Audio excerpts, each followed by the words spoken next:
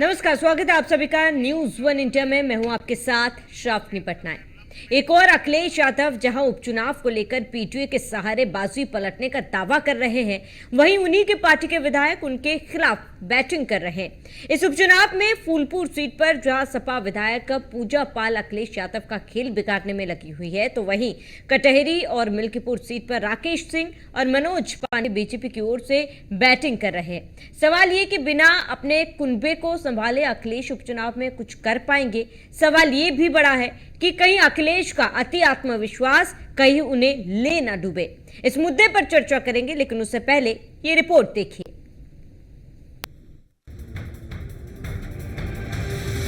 सपा के खिलाड़ियों की सपा के खिलाफ बैटिंग का राज अखिलेश यादव कर रहे नजरअंदाज। कहीं ले ना डूबे अति आत्मविश्वास। पीडीए के जरिए उपचुनावों की वैतरणी पार करने के लिए अखिलेश यादव इतने उत्साह में है कि उन्हें नीचे खिसकती जमीन दिखाई नहीं दे रही है। एक और अखिलेश जहां 9 की 9 सीटों पर साइकिल चलाने का दम भर रहे हैं, वहीं दूसरी ओर उनके खुद के विधायक सपा नहीं बल्कि बीजेपी के प्रचार में जुटे हैं। सवाल ये कि ऐसे में फिर अखिलेश के दावों का सच क्या है। सपा विधायक पूजा पाल फूलपुर में अपनी पार्टी के खिलाफ है। अतीक अहमद के सफाए के बाद से ही पूजा पाल के सुर बदल गए थे। सपा विधायक राकेश सिंह रामपद यात्रा के जरिए मिल्कीपुर और कटेरी में माहौल बना रहे हैं। सपा विधायक मनोज पांडे पहले से ही बीजेपी के लिए प्रचार में जुटे हैं। यानी कुनबे में भगदड़ मची है और अखिलेश यादव को इसकी परवाह ही नहीं है। ऊपर से उनके बड़े बड़े दावे पोस्टर और होर्डिंग के जरिए हर रोज दिखाई दे रहे हैं। सवाल उठता है कि क्या अखिलेश जानबूझकर अपने बागी नेताओं को नजरअंदाज कर रहे हैं? क्या अखिलेश ये मान चुके हैं कि इन विधायकों को मनाने का कोई मतलब नहीं है? इतने सब के बावजूद अखिलेश इन नेताओं पर कार्रवाई करने से क्यों बच रहे हैं? इन सभी नेताओं के बागी सुर दिखाए हुए 1 साल होने को है, फिर अखिलेश चुप क्यों है? लोकसभा चुनाव में मिली कामयाबी के बाद अखिलेश यादव का आत्मविश्वास बढ़ा हुआ है, इसमें कोई शक नहीं है। लेकिन यह आत्मविश्वास अब अति आत्मविश्वास में तब्दील होने लगा है। यही वजह है कि अखिलेश यादव ने न केवल देर से प्रचार शुरू किया, बल्कि सिर्फ पीडीए को वो ब्रह्मास्त्र मान बैठे हैं और अपने विधायकों की बगावत तक को तवज्जो नहीं दे रहे हैं। सवाल उठता है कि क्या अखिलेश का अति आत्मविश्वास उनके लिए उल्टा तो नहीं साबित होने वाला? Bureau report, news one India. और अधिक जानकारी के लिए हमारे साथ संवाददाता एसके बाजपेयी हमारे साथ जुड़ चुके हैं। एसके बाजपेयी, सबसे बड़ा सवाल कि अभी तक कई विधायक समाजवादी पार्टी से अखिलेश यादव से नाराज चल रहे हैं, लेकिन अखिलेश यादव ने यह जहमत तक नहीं उठाई कि नाराज विधायकों को मनाया जा सके। नतीजन अब फिलहाल उनके बागी नेता और ज्यादा बागी होते जा रहे, उनके विपक्षियों का साथ दे रहे हैं। ऐसे में बड़ा सवाल है एसके बाजपेयी कि क्या अखिलेश यादव जानबूझ के उनके बागी नेताओं को मनाने की कोशिश नहीं कर रहे, और अगर ऐसा है तो इसके पीछे का कारण क्या है? बिल्कुल निश्चित तौर पर, क्योंकि अगर हम देखें तो जो बागी विधायक हैं समाजवादी पार्टी के, जिनकी संख्या 7 है, जिसमें चाहे वो राकेश प्रताप सिंह हो, चाहे मनोज पांडे हो, चाहे अजय सिंह हो, चाहे पूजा पाल हो, ऐसे कुल 7 नाम है जिनको लेकर अखिलेश यादव कहीं ना कहीं काफी शांति साधे हुए हैं। उसकी एक वजह है कि उत्तर प्रदेश में भारतीय जनता पार्टी की सरकार है और विधानसभा अध्यक्ष भारतीय जनता पार्टी का है।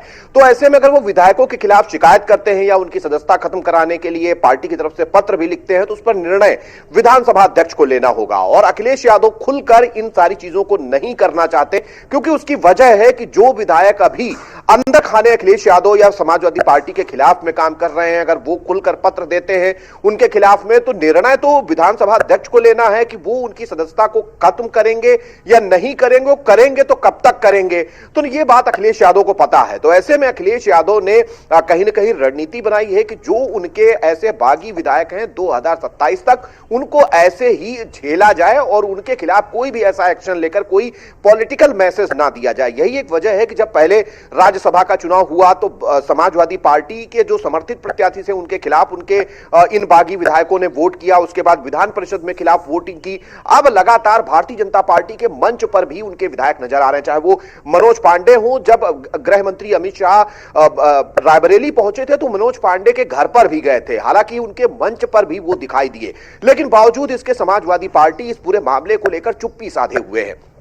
दूसरी तरफ राम मंदिर को जब देखने के लिए सभी विधायकों को आमंत्रित उत्तर प्रदेश विधानसभा अध्यक्ष की तरफ से किया गया था, उस दौरान अखिलेश यादव ने अपने विधायकों को मना किया था। हालांकि उसी समय से ये चीजें खुलकर सामने आने लगी थी कि जो समाजवादी पार्टी के ये विधायक थे वो लगातार इस बात का विरोध कर रहे थे कि भगवान राम के मंदिर जाने का विरोध नहीं होना चाहिए, भले भारतीय जनता पार्टी के कार्यक्रमों का विरोध हो, उनकी चीजों का विरोध हो, लेकिन इन सारी चीजों को लेकर अखिलेश यादव काफी चुप नजर आ रहे हैं।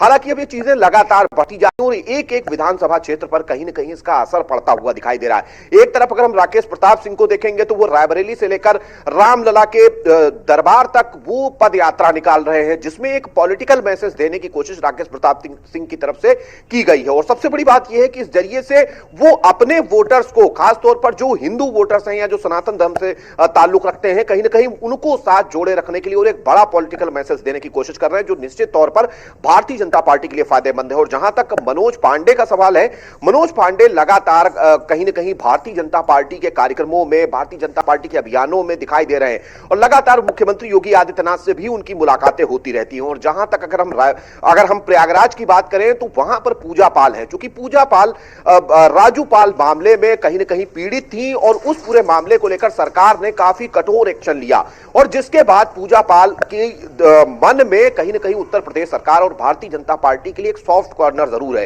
यही एक वजह है कि वो अपनी खुद की पार्टी के खिलाफ में जाकर चीजें कर रही हैं, जो कहीं ना कहीं समाजवादी पार्टी को काफी नुकसान फूलपुर के उपचुनाव में पहुंचा सकती हैं, जिसको लेकर भी समाजवादी पार्टी चुप है। उसकी पॉलिटिकल वजह है क्योंकि इसके पहले भी हमने देखा है कि जब 2017 से लेकर 2022 तक उत्तर प्रदेश में सरकार चल रही थी, उस दौरान नितिन अग्रवाल, जो कि वर्तमान में उत्तर प्रदेश सरकार में मंत्री है, वो बागी हुए थे और भारतीय जनता पार्टी ने उनको विधानसभा का उपाध्यक्ष बना दिया था, क्योंकि उसकी एक वजह है कि उपाध्यक्ष हमेशा जो विपक्षी पार्टी होती है उससे होता है। तो ऐसे में बागी को ही उपाध्यक्ष भारतीय जनता पार्टी ने बना दिया था। तो ये एक बड़ा पॉलिटिकल मैसेज बीजेपी ने दिया था। हालांकि 2022 में वो आधिकारिक तौर पर बीजेपी में शामिल हुए और उसके बाद बीजेपी सरकार में अब मंत्री भी हैं। तो कहीं ना कहीं ये सारी चीजें जो बागी विधायक हैं उनके मन में है कि अगर भारतीय जनता पार्टी साथ लेगी तो उनके पॉलिटिकल कैरियर को सुरक्षित रखेगी, कहीं ना कहीं एडजस्ट करेगी। यही एक वजह है कि लगातार जो बागी विधायक हैं वो भारतीय जनता पार्टी के पक्ष में या तो प्रचार कर रहे हैं या ऐसे अभियान चला रहे हैं जिससे बीजेपी को फायदा हो, या फिर बीजेपी के पक्ष में आकर बयान दे रहे हैं। तो तीनों तरफ से भारतीय जनता पार्टी का फायदा है। हालांकि समाजवादी पार्टी के लिए ये चीजें नागवार जरूर हैं, लेकिन बावजूद इसके समाजवादी पार्टी इन सारी चीजों को लेकर पूरी तरीके से चुप्पी साधे है और इस पूरे मामले पर बोलने से बच रही है, क्योंकि सपा नहीं चाहती है कि इन विधायकों के क्षेत्र में उसका नुकसान हो या इन विधायकों पर कार्रवाई करने के बाद एक नया कहीं ना कहीं पॉलिटिकल एजेंडा बीजेपी को मिले। इसी वजह से बीजेपी इन सारी चीजों को लेकर कहीं ना कहीं शांत है और इन चीजों पर रिएक्ट नहीं कर रही है। हालांकि राकेश प्रताप सिंह की वजह से न केवल अयोध्या की मिल्कीपुर बल्कि अंबेडकर नगर की कटहरी सीट पर भी प्रभाव पड़ रहा है, उधर फूलपुर पर पूजा पाल का प्रभाव है। तो ऐसे में इन सीटों को लेकर भले ही सपा अलग अलग दावे कर रही हो, अलग अलग चीजें बता रही हो, लेकिन ये चीजें जरूर एक ड्रॉबैक हैं जो कि समाजवादी पार्टी के लिए है। अब वो इसको कैसे एडजस्ट करेंगे ये देखने वाली बात होगी, क्योंकि 2024 के लोकसभा चुनाव में समाजवादी पार्टी और कांग्रेस गठबंधन ने उत्तर प्रदेश में बेहतर परफॉर्म किया है और यही एक वजह है कि सपा के कार्यकर्ता, पदाधिकारी और खुद सपा अध्यक्ष अखिलेश यादव काफी इन चीजों को लेकर उत्साहित भी हैं। और इस उत्साह की वजह है कि अखिलेश यादव समझ रहे हैं कि चीजों को कि जनता शायद उनका साथ 2024 की तरह ही इस उपचुनाव में भी देगी। हालांकि अब अखिलेश यादव देर से ही सही लेकिन प्रचार के लिए निकले हैं और लगातार अलग अलग विधानसभा क्षेत्रों में जाकर प्रचार कर रहे हैं। खास तौर पर उन्होंने पहले प्रचार के लिए वो सीटें चुनी है जहां पर समाजवादी पार्टी पहले से काबिज रही है, चाहे वो सीसामऊ सीट हो, चाहे वो करहल सीट हो या फिर उसके अलावा कटहरी की सीट हो। इन सीटों पर अखिलेश यादव काफी मजबूती के साथ नजर आ रहे हैं, क्योंकि उसकी वजह है कि अपनी सीटों को पहले बचाना है, उसके बाद भारतीय जनता पार्टी की जो सीटें हैं उन पर काम करना है। जो कि बिल्कुल बीजेपी एसपी भी। वाजपेयी, लेकिन इस बीच एक बहुत बड़ा सवाल ये भी है कि क्यों शांत है अखिलेश यादव? अगर उन्हें लगता है कि बागी विधायकों के खिलाफ कोई एक्शन लेंगे तो नुकसान उनका होगा, एक गलत नैरेटिव सेट होगा। लेकिन एक और बड़ा सवाल ये भी कि अगर वो मनाने की भी तो कोशिश नहीं कर रहे हैं, क्या पता कि वो मनाने की कोशिश करे और विधायक मान जाए। बिल्कुल, इस पर जो कहीं न कहीं हम कहें कि इसके राजनीतिक कारण हैं, और राजनीतिक कारण दो हैं कि अगर वो उनके खिलाफ केवल एक ही एक्शन ले सकते हैं कि उनको उनकी सदस्यता खत्म कराने के लिए पार्टी की तरफ से पत्र दे सकते हैं, जिस पर निर्णय वो खुद नहीं ले पाएंगे। वो निर्णय विधानसभा अध्यक्ष को लेना है, जो उनके कहीं न कहीं बस में नहीं है, और वो कर भी नहीं सकते, क्योंकि ये सारा निर्णय विधानसभा अध्यक्ष के विवेक पर निर्भर करेगा। तो ये चीजें अखिलेश यादव जानते हैं। दूसरी तरफ अगर उनको वो डायरेक्ट कहीं ना कहीं उनके खिलाफ कोई अनुशासनात्मक एक्शन लेते हैं तो इसका पॉलिटिकल नुकसान समाजवादी पार्टी को हो सकता है। दूसरी चीज, अखिलेश यादव जो जहां तक मनाने का सवाल है, तो जिस फॉर्मूले को लेकर वो चल रहे हैं, चाहे बीजेपी के राम आंदोलन को लेकर पूरी तरीके से विरोध रहा हो, या उसके अलावा पीडीए के नारा बुलंद करने की बात रही हो, इन सारी चीजों को लेकर गाहे बगाहे ये बागी विधायक सवाल उठाते रहे हैं। तो जो समाजवादी पार्टी का एजेंडा है उसमें ये बागी विधायक फिट नहीं बैठ रहे हैं। यही एक वजह है कि अखिलेश यादव उनके साथ बैठकर या फिर उनके साथ जाकर कहीं उन चीजों को सेटल नहीं कर पा रहे हैं, क्योंकि उनके जो बयान आ रहे हैं वो कहीं ना कहीं सीधे तौर पर भारतीय जनता पार्टी को फायदा पहुंचाने वाले आ रहे हैं, और ये नुकसान अखिलेश यादव भी समझ रहे हैं। हालांकि उन्होंने एक चीज जरूर कही थी कि जो भी इस तरीके के विधायक हैं उनकी वापसी पार्टी में नहीं कराई जाएगी। लेकिन दूसरी तरफ 2027 के विधानसभा चुनाव तक संभवतः अखिलेश यादव इस स्थिति को बनाए रखेंगे, और सबसे पहले अभी कोशिश यही होगी कि जो ये उपचुनाव है उसमें बेहतर परफॉर्म किया ठीक है। इसके बाद आप बने रहे हमारे साथ, मैं लौटूंगा आपके पास। हमारे साथ पूजा मिश्रा, समाजवादी पार्टी प्रवक्ता, जुड़ चुके हैं। आपका बहुत बहुत स्वागत है। खेमचंद शर्मा, बीजेपी का पक्ष रखेंगे, आपका भी बहुत बहुत स्वागत है। पूजा मिश्रा जी, सबसे पहले आपका रुख करूंगी, क्यों अखिलेश यादव सेटलमेंट नहीं कर रहे? क्यों जो बागी विधायक है, या तो उन्हें पार्टी से निष्कासित कर दिया जाए या तो उन्हें समझाने की कोशिश करें? ये पार्टी में रह के ही विपक्षों का साथ देना समझ में नहीं आ रहा। देखिए, जो विपक्षियों का साथ दे रहे हैं पार्टी में ना है ना तो पार्टी के साथ नहीं है। और जो है आपने अपने जो है रिपोर्टर की बात सुनी है कि जो है अगर अखिलेश यादव की मानी राष्ट्रीय अध्यक्ष सिर्फ लेकर दे सकते हैं, और ये जो है हमारी पार्टी की रणनीति है कि भाई जनता देख रही है, कार्यकर्ता देख रहे हैं। और आपने देखा 2024 में जो है जिस जनता ने आपको वोट दे करके 2024 में जो भी सब विधायक थे समाजवादी पार्टी, सभी विधायक समाजवादी पार्टी से, पर 2024 में आप उसी जनता से वोट नहीं ले पाए। क्यों नहीं ले पाए? क्योंकि उन्होंने देखा कि जिस पार्टी से चुनाव लड़े उनके सगे नहीं हुए, तो जनता के सगे क्या होंगे? वो अभी भी क्या है, अभी जो है मैं सुन रही थी, जो है आपके रिपोर्टर कह रहे थे कि नहीं बहुत जो है इंजन डालेगा, बहुत सुधार डालेगा। मैं खुद तो विधानसभा में हूँ, वर्तमान में जहाँ पे प्रोटेस्ट चल रहा है, रुक रहा है, तो थोड़ी सी दूरी पे हूँ मैं। तो आपको क्या लगता है ये सब इम्पैक्ट नहीं डालेगा? ये इम्पैक्ट डालेगा कि कोई अपनी पार्टी को दगा दे करके प्रचार कर रहा है, वो ज्यादा इम्पैक्ट डालेगा सावड़ी जी। कि ये ज्यादा इम्पैक्ट डालेगा कि लाखों छात्रों का भविष्य खराब हो रहा है, 20,000 छात्र 11 तारीख से यहाँ पे धरने पर बैठे हुए हैं, किसान रातों को जाकर के लाइन में लगा लेता है, उसके पास जो है खाद नहीं पहुंचती है। ये सारी चीजें इम्पैक्ट डालेंगी, और यही सारी चीजें सावड़ी जी इम्पैक्ट डाली थी 2024 में। जो परिणाम निकल करके आया उत्तर प्रदेश में भाजपा के अगेंस्ट में क्लियर जनता ने दिखाया, तो जनता इन्हें अभी भी आगे भी चल करके इन्हीं सब मुद्दों पर वोट करेगी। चाहे ये बाकी जो विधायक है दिख रहा है, जनता को भी दिख रहा है कि ये नहीं साथ में है, जो अपने पक्ष में कहां से होंगे जो पार्टी से। लेकिन पूजा मिश्रा जी, इससे पार्टी को तो नुकसान कहीं ना कहीं हो ही रहा है ना, क्योंकि जो विधायक है, जो बागी है, उनके अलग से कुछ समर्थक होंगे जो उनके साथ जा रहे हैं, तो पार्टी को तो एक गलत मैसेज जनता के बीच में जा रहे हैं इन तमाम चीजों से। मैं नाम काउंट करा दूं, अभी आप पूजा पाल की बात कर रहे थे, तो मैं चाहिए तो मैं आपको नाम भी काउंट करा सकती हूँ। नेशनल चैनल चल रहे हैं, विधायक है, सम्मानित है, महिला है, तो मैं नाम नहीं काउंट कराने जा रही हूँ उनके साथ में कौन चल रहा था और कौन नहीं चल रहा है, कौन आगे कौन नहीं चल रहा है। तो ये देखिए, जो आप कह रहे हैं कि आपके पार्टी के समर्थक, तो पार्टी के समर्थक है, जो पार्टी के ही रहेंगे। और अगर ये हमारी पार्टी में रहकर के दगाबाजी कम से कम खुल के आगे हुए हैं, हमारे कम से कम समर्थक जो उनके पीछे फालतू में जा रहे थे, उनको पता तो चल गया कि इनके साथ में नहीं जाना है, ये पार्टी के अगेंस्ट कार्य कर रहे हैं, तो वो नहीं जाएंगे, नहीं जा रहे हैं। आपको ही पता होगा पाल को क्या इम्पैक्ट डालेंगे। श्यामलाल पाल जी नहीं है, श्याम जो पालों के वो लेकर के आगे बढ़ रहे, तो आज वो जो है और श्यामलाल पाल जी के साथ में चल रहे हैं हमारे यहाँ पे। लेकिन पूजा मिश्रा जी, जो लोग पार्टी के अगेंस्ट काम कर रहे हैं, आपको नहीं लगता कि उनके खिलाफ कोई स्टैंड होना चाहिए पार्टी का? जी,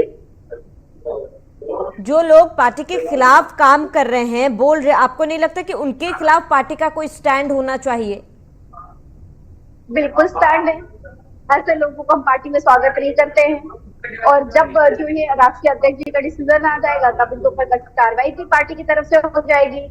अगर किसी ये हमें दगा दी, सबको दिख रहा है, पर आपको पता है कि कायदे के नियम के अनुसार अगर कोई किसी के अगेंस्ट जाकर के वोट देता है, अगर आप भी विधायक हो जाते हैं, शावनी की पहले विधायक हो जाती हो और हम जाकर के वोट देते हैं और किसी और को दे देते हैं अपने पार्टी से दगा करके, तो इसको ये नहीं माना जाता कि अपने पार्टी से धोखा किया हुआ है। अगर जो अभी हम बोले कि विवेक से, ये विवेक पे डिपेंड करेगा, बोले उनकी मर्जी है, तो अच्छा लगा उसको वोट दे दिया, तो ये जनता को दिख रहा है, मुझे दिख रहा है वो पार्टी की इस पे जो है एक्शन लेगी। ठीक है पूजा मिश्रा जी, मैं लौटूंगा आपके पास। खेमचंद जी, आपका रुख करूंगी। खेमचंद जी, पूजा मिश्रा जी को भी आपने सुना, उन्होंने कहा है कि जो पार्टी के सगे नहीं वो पार्टी के नहीं है, लेकिन अभी भी समाजवादी पार्टी के विधायक, समाजवादी पार्टी के नेता होकर भी कहीं ना कहीं बीजेपी को फायदा पहुंचा रहे हैं, जिसके खिलाफ अखिलेश यादव फिलहाल कुछ नहीं बोल रहे हैं। आपको लग रहा है इसका, ये जो नैरेटिव सेट हो रहा है, इसका फायदा बीजेपी को मिल रहा है?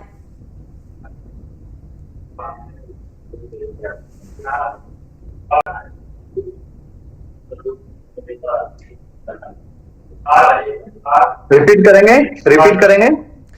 खेमचंद जी, क्योंकि पूजा मिश्रा जी को भी आपने सुना, उन्होंने कहा है कि जो पार्टी के नहीं, जो पार्टी के खिलाफ बोलते वो पार्टी के नहीं है, लेकिन अभी भी कई ऐसे नेता है, कई विधायक है जो समाजवादी पार्टी में रहकर भी आप कहीं ना कहीं इस तरीके का बयान देते हैं जो बीजेपी के लिए फायदा पहुंचाता है। उसके बावजूद भी अखिलेश यादव कोई एक्शन नहीं ले रहे उन नेताओं के खिलाफ। इसके पीछे का एजेंडा आप क्या समझ रहे हो, और इसके साथ ही आपको लग रहा है इसका फायदा बीजेपी को मिल रहा है कहीं ना कहीं?